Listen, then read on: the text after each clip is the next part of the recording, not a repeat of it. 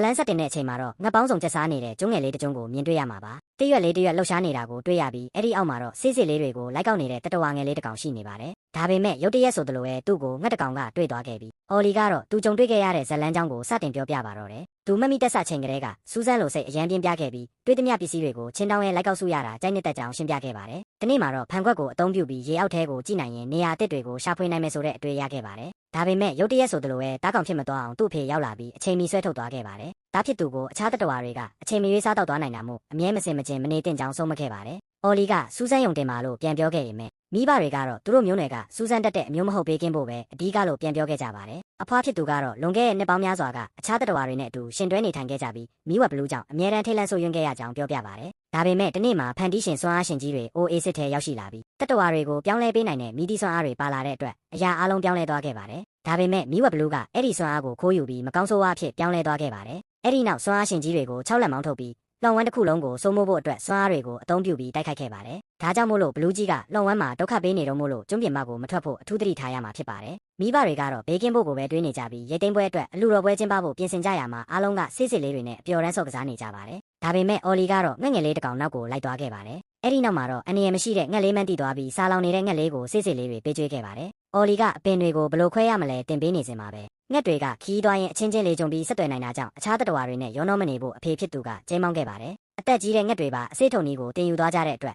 သူတို့ရွာဟာငှက်အုပ်ကြီးရဲ့တိုက်ခိုက်ခြင်းကိုခံခဲ့ရပြီးရိတ်သိမ်းထားတဲ့အဆေးတွေကိုဆုံးရှုံးခဲ့ရပါတယ်။လက်ရှိအချိန်ကိုပြန်ရောက်လာတဲ့အခါငှက်တွေကအဆေးတွေကိုစားတောက်နေတာကြောင့်မျိုးနွယ်စုမှာအစားအစာရရှိဖို့အခက်အခဲဖြစ်နေတာကိုတွေ့ရပါတယ်။အော်လီကငှက်တကောင်ကိုကူညီခဲ့တာကြောင့်ဒီပြဿနာစတင်ခဲ့တာမို့စိတ်မကောင်းဖြစ်နေခဲ့ပါတယ်။အဲ့ဒီနောက်မှာတော့ငှက်တွေကအလင်းရောင်ကိုကြောက်မှန်းတိသွားတာကြောင့်ဒလင်းကြောက်တွေကိုတုံးပြီးငှက်တွေကို6လက်မောင်းထုတ်ဖို့အကြံရသွားပါတယ်။ဒါပေမဲ့ရုတ်တရက်ဆိုသလိုပဲတောင်ငှက်တကောင်ရဲ့တိုက်ခိုက်ခြင်းကိုခံလိုက်ရပြီးအော်လီဟာမီဒီစွမ်းအားရှိတဲ့ကူထဲကိုပြုတ်ကျသွားခဲ့ပါတယ်။ဒါကြောင့်ပုံပြင်ကအမှန်ပဲဆိုတာသူသိသွားခဲ့ပြီးမီဒီဘော်ကိုမတော်တဆပြုတ်ကျသွားခဲ့ပါတယ်။မျက်မှောင်လာချိန်မှာတော့အော်လီပြန်မရောက်လာသေးတာကြောင့်မျိုးနွယ်စုကလိုက်ရှာနေကြပါတယ်။အဲ့ဒီနောက်အော်လီကတွင်းထဲပြုတ်ကျသွားကြောင်းနဲ့ခြောက်ချားစရာကောင်းကြောင်းအော်ဟစ်ပြောဆိုခဲ့ပါတယ်။ဒါပေမဲ့အပြင်ထွက်လာတဲ့အခါမှာတော့ငှက်တကောင်ဖြစ်ပြောင်းလဲသွားတာကိုတွေ့လိုက်ရပါတယ်။အော်လီကကြောက်လန့်နေကြောင်းအမေကိုပြောပြခဲ့ရင်သူတို့ကငှက်ပိုက်ထဲအော်လီရောက်နေတယ်ထင်ပြီးအော်လီကိုကယ်ဖို့ကြောက်ခဲတွေနဲ့ဝိုင်းပေါက်ကြပါတယ်။အဲ့ဒီနောက်မတော်တဆတောင်ပေါ်ကနေပြုတ်ကျသွားခဲ့ရပါတယ်။သူနိုးလာတဲ့အခါမိမိကျွန်းနဲ့အဝေးကြီးကိုရောက်နေမှန်းသိလိုက်ရပါတယ်။ငှက်တွေရောက်လာတာကြောင့်အော်လီကကြောက်နေခဲ့ပေမဲ့IB ကရေထဲကနေကယ်ထုတ်ပေးခဲ့တာပါလို့ပြောပြခဲ့ပါတယ်။ဒါကြောင့်အော်လီဟာအခြားခန္ဓာကိုယ်ရဲ့ရောက်နေတာကိုသိသွားခဲ့ပြီးမီဒီစွမ်းအားကြောင့်တတဝါတိုင်းရဲ့စကားကိုနားလည်နေခဲ့တာဖြစ်ပါတယ်။ကယ်တင်နေစဉ်မှာခေါင်းကိုအချိန်ချင်းထိခိုက်ခဲ့တာကြောင့်ငှက်တွေကသူ့ခေါင်းထိသွားပြီလို့ထင်နေကြပါတယ်။အဲ့ဒီနောက်သူ့ကိုတိုက်ခိုက်ခဲ့ငှက်မန်းအော်လီတိသွားပြီးသူဟာတတဝါငယ်လေးပါလို့ရှင်းပြဖို့စ조사ခဲ့ပါတယ်။ဒါပေမဲ့ရုတ်တရက်ဆိုသလိုပဲဝမ်ပူလွေဦးတန်ကိုကြားလိုက်ရပြီးဝမ်ပူလွေတွေကအနံ့ခံအမေလိုက်တတ်တာကြောင့်ကိုနဲ့ပြောက်အောင်သူ့ကိုအီးတွေနဲ့ဝိုင်းတုပ်ပေးခဲ့ကြပါတယ်။အော်လီကပြန်တန်းနဲ့မတင်ရသေးတာကြောင့်ဒုက္ခရောက်နေခဲ့ပါတယ်။အဲ့ဒီနောက်အော်လီကငါးတကောင်စကားပြောတာကိုကြားလိုက်ရပြီးနောက်ထပ်မီဒီစွမ်းအားရှိတဲ့နေရာကိုပြောပြခဲ့ပါတယ်။ဒါကြောင့်တစ်ပင်ကြီးကိုရှာဖို့ထွက်ခွာခဲ့ကြပါတယ်။ရောက်သွားတဲ့အခါငါပြောတာမှန်နေမှန်းသိလိုက်ရပါတယ်။ IB ကတော့သူ့ကိုတကယ်ယူနေပြီလို့ထင်နေခဲ့တာပါ။ဒါပေမဲ့မီဒီစွမ်းအားကိုမတော်တဆထိမိသွားပြီးနောက်မှာတော့ IB ပါရုပ်ပြောင်းသွားခဲ့ပါတယ်။အဲ့ဒီနောက် IB ဟာအခြားခန္ဓာကိုယ်ထဲရောက်သွားတာကိုသိသွားပြီးအော်လီပြောတာအမှန်တွေပါဆိုတာယုံကြည်သွားခဲ့ပါတယ်။အော်လီက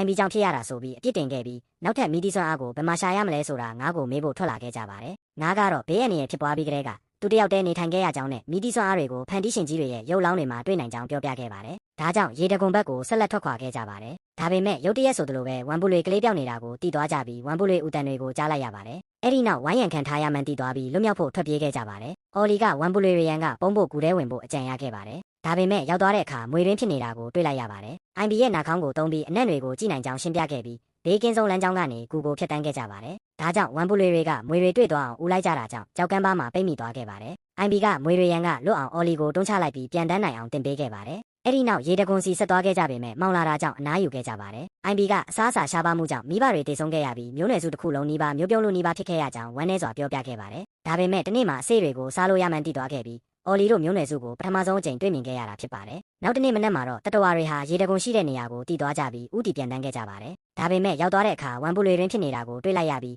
ီးငါကသူတို့နီးကပ်သွားနိုင်အောင်အာယုံလဲပေးမယ်လို့ပြောခဲ့ပါတယ်။အဲ့ဒီနောက်ရေကထွက်လာသလိုဟန်ဆောင်ပြီးအနက်နဲ့ဆွဲဆောင်နေစဉ်မှာတတဝါတွေကရေတကွန်ဘက်ကိုဥတီသွားခဲ့ကြပါတယ်။ဒါပေမဲ့ရောက်သွားတဲ့အခါမီဒီစွမ်းအားတစ်ခုပဲရှိတာကိုတွေ့ရပြီးဘယ်သူစားရမလဲဆိုတာလူကြပါတော့တယ်။အော်လီကအစေစားနဲ့ကိုတင်ပေးခဲ့တဲ့တတဝါဟာသူကိုယ်တိုင်ပါလို့ဝန်ခံခဲ့ပြီးအဲ့ဒီလောက်ရကြောင့်သူ့မျိုးနွယ်စုတွေငက်ပြက်နေရတာဖြစ်ပါတယ်။ဒါပေမဲ့ရုတ်တရက်ဆိုသလိုပဲဝမ်ပူလွေတွေရောက်လာတာကိုသတိပြုမိသွားကြပြီးမတော်တဆငါးဖြစ်ပြောင်းလဲသွားခဲ့ကြပါတယ်။ IB ကမီဒီစွမ်းအားတွေဟာနောက်ဆုံးပြောခဲ့တဲ့တတဝါဖြစ်ပြောင်းလဲပေးတာကိုရေးလဲသွားခဲ့ပါတယ်။ဒါပေမဲ့အော်လီကဒေါသထွက်နေတော့မို့လို့ IB ကိုထပ်မံချိန်မောင်းခဲ့ပါတယ် အဲ့ဒီနောက်အခြားမီဒီစွမ်းအားရှိရာကိုဆက်သွားခဲ့ကြပြီးငါကတော့အမြဲတမ်းတယောက်တည်းနေရလို့စိတ်မကောင်းဖြစ်ရကြောင်းဝန်ခံခဲ့ပါတယ်။ IB ကအော်လီနဲ့ဆက်တွေ့ကြတဲ့ကယုံကြည်မှုရရှိခဲ့ပြီးမိသားစုကိုကယ်တင်ပေးခဲ့တဲ့အတွက်အမြဲတမ်းကျေးဇူးတင်နေကြောင်းပြောပြခဲ့ပါတယ်။ငါကမီဒီစွမ်းအားရှိတဲ့နေရာကိုပြသပေးခဲ့ပေမဲ့ရေစီးရမ်းတန်တာတစ်ခုပဲပြဿနာရှိကြောင်းပြောခဲ့ပါတယ်။ဒါကြောင့်အဖွဲ့လိုက်အပေါ်ကိုတက်နိုင်အောင်ရေကူးခဲ့ကြပါတယ်။ဒါပေမဲ့ကြောက်တုံးတွေကအမှန်တော့ဝက်ဝံတွေဖြစ်နေတာကိုသိသွားခဲ့ကြပါတယ်။ဒါကြောင့်ဝက်ဝံတွေရန်ကလွတ်အောင်အချိန်မြင့်ထွက်ပြေးခဲ့ကြပါတယ်။ဒါပေမဲ့အထက်မှာဝမ်ပုလွေအုပ်ကြီးရှိနေပြီးဝမ်ပုလွေကလေးကတစ်ကိုင်းပေါ်မတော်တဆပြုတ်ကျနေတာကိုတွေ့လိုက်ရပါတယ်။အော်လီကဝမ်ပုလွေကလေးမပြုတ်ကျအောင်ပူးပေါင်းကယ်တင်ဖို့အကြံရသွားပါတယ်။အဲ့ဒီနောက်မီဒီစွမ်းအားကိုအသုံးပြုဖို့ထွက်ခွာခဲ့ကြပါတယ်။အဲ့ဒီနောက်မိမိတို့ခန္ဓာကိုယ်ထံပြန်ရောက်သွားတာကြောင့်အောင်ပွဲခံခဲ့ကြပြီးငါးကိုဘာသက်တော်အဖြစ်ပြောင်းကျင်လဲလို့မေးခဲ့ကြပါတယ်။ဒါပေမဲ့ငါကသူတို့အားလုံးကိုလှည့်စားခဲ့တာဖြစ်ပြီး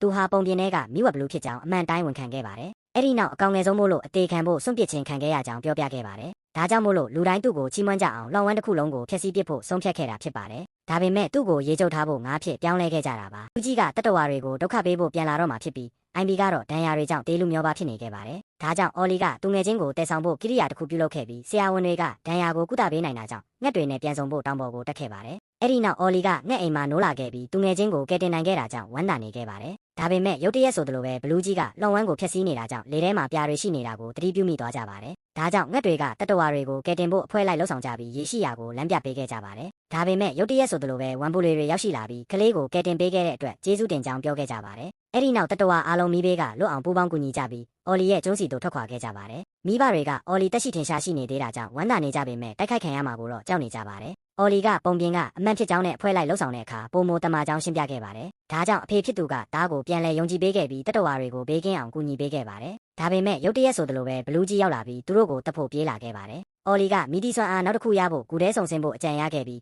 ဖန်တီးရှင်ကြီးတွေနဲ့ဆက်သွယ်ဖို့အမြင့်တွေကိုအသုံးပြုခဲ့ရမှာမီဒီစွမ်းအားနောက်တစ်ခုဖန်တီးပေးခဲ့ကြပါတယ်။အော်လီကအဲ့ဒါကိုသုံးပြီးဘလူးကြီးအဖြစ်ပြောင်းလဲလိုက်ပါတယ်။အဲ့ဒီနောက်ဘလူးကြီးနဲ့တိုက်ခိုက်ဖို့ထွက်သွားခဲ့ပြီးမိငိမ့်သွားအောင်ရေတွေနဲ့ပတ်ခဲ့ပါတယ်။အော်လီကသူ့ကိုအရန်ရိုးလုံးတယ်လို့ပြောခဲ့ပါတယ်။ဒါပေမဲ့ဘလူးကြီးကမီဒီစွမ်းအားကိုမိရှို့လိုက်ပါတယ်။အဲ့ဒီနောက်အော်လီဘော်ကိုတက်ပြီးခနာကိုတစ်ကိုမိရှို့ခဲ့ပါတယ်။ဘလူးကြီးကသူတို့အရန်အားနေလုံးတယ်လို့လောင်ပြောင်ခဲ့ပြီးလောင်ဝမ်းတစ်ခုလုံးကိုဖျက်ဆီးတော့မယ်လို့ပြောခဲ့ပါတယ်။ဒါပေမဲ့ရုတ်တရက်ဆိုသလိုပဲသူ့မြစ်တွေကသူ့ကိုတားဆီးထားတာကိုသိလိုက်ရပါတယ်။အော်လီကဘလူးကြီးကိုအနိုင်ယူဖို့အတွက်လောင်ဝမ်းရဲ့စီကိုဖျက်ဆီးပြီးအသေးခံခဲ့ပါတယ်။မိဘတွေကတားဖြစ်သူကိုဆုံးရှုံးလိုက်ရလို့ဝမ်းနေနေကြပြီး IB ကိုလည်းနှစ်သိမ့်ပေးခဲ့ကြပါတယ်။ခါကြတော့လောင်ဝမ်းဟာပုံမှန်တိုင်းပြန်ဖြစ်သွားပြီးတတဝါတွေလည်းအခြားမျိုးနွယ်စုတွေနဲ့အတူရှင်တွဲနေထိုင်တတ်သွားကြပါတယ်။ဒီနေ့မှာတော့လောင်ဝမ်းမှာငင်းချမ်းရေးပြန်လည်ရရှိသွားတာကြောင့်ဖန်တီးရှင်ကြီးတွေပြန်ရောက်လာတာကိုသိလိုက်ရပါတယ်။အဲ့ဒီနောက် IB ကသူငယ်ချင်းဖြစ်သူတက်ရှိထင်ရှားရှိနေသေးတာကိုတွေ့လိုက်ရပါတယ်။အော်လီကဖန်တီးရှင်ကြီးတွေရဲ့စွမ်းအားကြောင့်ကယ်တင်ခြင်းခံခဲ့ရကြောင်းရှင်းပြခဲ့ပါတယ်။ဒါကြောင့်မိဘတွေနဲ့ပြန်ဆုံနိုင်အောင်ပြန်တန်းသွားခဲ့ကြပြီးဖန်တီးရှင်ကြီးတွေကအော်လီရှေ့မှာဒူးထောက်ခဲ့ကြပါတယ်။ဇလန်ကတော့ဒီမာတင်ပြီးဆုံးသွားခဲ့ပါပြီ။နောက်ထပ်ဘာဇက်ကားတွေကြည့်ကျင်လဲဆိုတာရေးပေးခဲ့ဖို့မမေ့ပါနဲ့နော်။